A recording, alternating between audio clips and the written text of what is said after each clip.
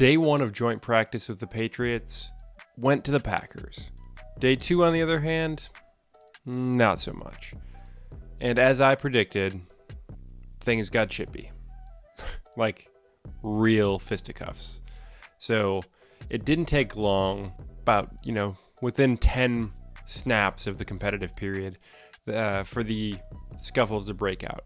Approximately 2 of them broke out that early. The second of which came after a Malik Heath block that really drove the defensive back into the sideline. At one point, 4 out of 5 plays in a row led to a scuffle. And you really know, when Aaron Jones is getting up after a play, after being tripped, and he's coming up swinging, tensions are high. So things really got out of control, even to the point where, one play, Patriots linebacker Anthony Jennings came up and really just laid out our linebacker Keyshawn Banks, just blindsided him.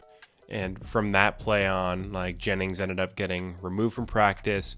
LaFleur and Belichick were both storming in on plays, really trying to keep things calm and keep them productive in practice. At one point, Jabril Peppers, I think, threw a Packers helmet clear out of the thing, which one of the refs ended up catching.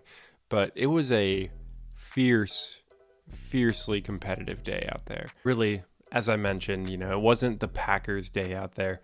The Patriots clearly came out maybe a little bit insulted from yesterday's performance, but they came out hot and ready to play, and that energy level just was not matched by the Packers. Really, it reflected a bit on the defensive side, as they didn't really hold up as well against the Patriots starting offense. One of the beat reporters for the Patriots, well, several actually, kind of noted that this was probably Mac Jones' best practice of camp so far. They did a decent job of putting the ball in the end zone against us.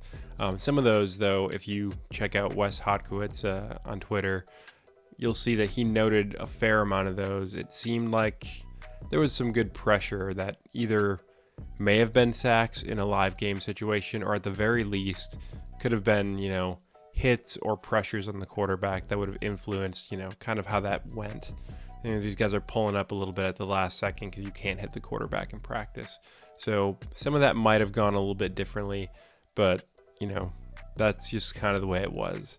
The Packers did see a couple people come back in Kenny Clark, David Bakhtiari, and Tariq Carpenter getting back onto the field, but they still did have guys like Stokes, Caleb Jones, Luke Tenuta, Ennis Gaines, Tyler Davis, obviously, Bo Melton, Corey Ballentine, and then most notably, Devondre Campbell was still out. And Campbell was one that Matt Schneidman noted that he wasn't available after practice, in the media session, but he did happen to see by his locker there was a boot and there was a scooter.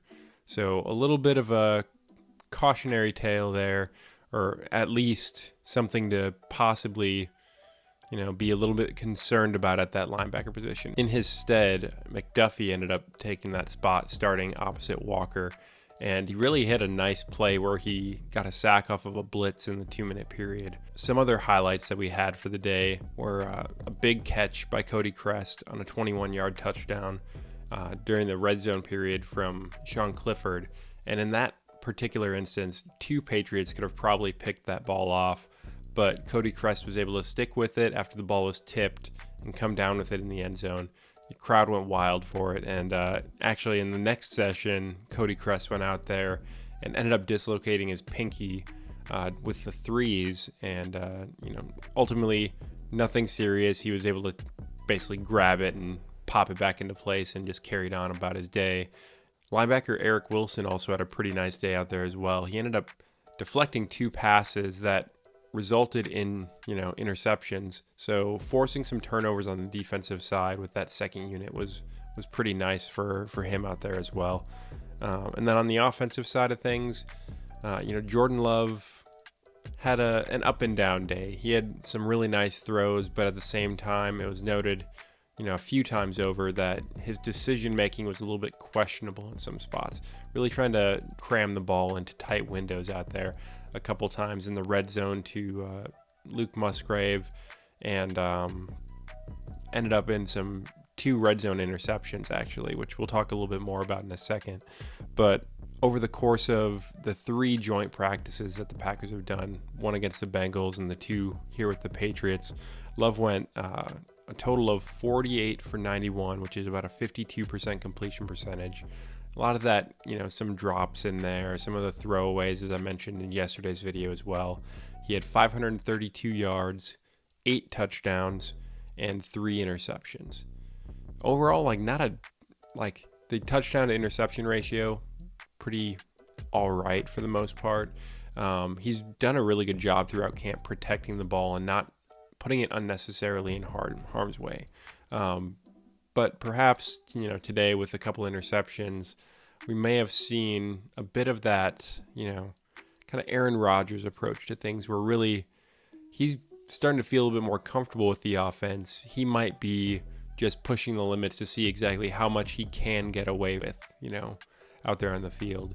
And hopefully he'll dial that back again and go back to more of his baseline performance that we've had, at least on the turnover-worthy play kind of aspect. But let's dive right into the 2-minute period that the Packers had. So first play, Jordan Love throws an interception. Tried to fit it in between the cornerback and the safety in a cover 2 shot.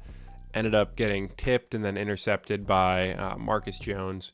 Good defensive back and really good play. Actually, Marcus Eversole coined it as a hell of a play. Really not being able to see it. We're not sure exactly how it went down, but the fact that people are calling it a good play on the defensive side of things maybe indicates that it wasn't so much that it was a bad throw or bad execution on the Packers' part, but really just outstanding defensive play on it as well.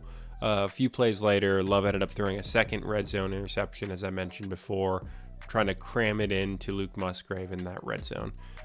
Just a tight window throw, ended up just not quite hitting his mark and led to that interception. Other than that, though, with the red zone period, the first team offense went 4 for 6, scoring 2 touchdowns in the red zone as well, including this one to Christian Watson from near the goal line, where Love finds Watson high up in the end zone. On a second look, this is really a second reaction play too, because Watson stops for a stop route and then floats back in the break in the zone, and Love is able to find him. Overall, a decent showing in the red zone session, but those 2 picks, not exactly a great look. What was a little bit of a different look, though, was seeing Jaden Reed come out of the backfield in some drill work. I think using his quickness and putting him in and running like an option route like this out of the backfield is another interesting way to get the ball in his hands. On this inside run by the Patriots, watch Devontae Wyatt. He really wins quickly with this swim move. Take a closer look, a little bit slowed down, just immediately brushes off that guard and gets into the backfield to influence this run play. The Packers and the Patriots basically split the joint practices. So it comes down to Saturday night, prime time. Who's going to win this tiebreaker?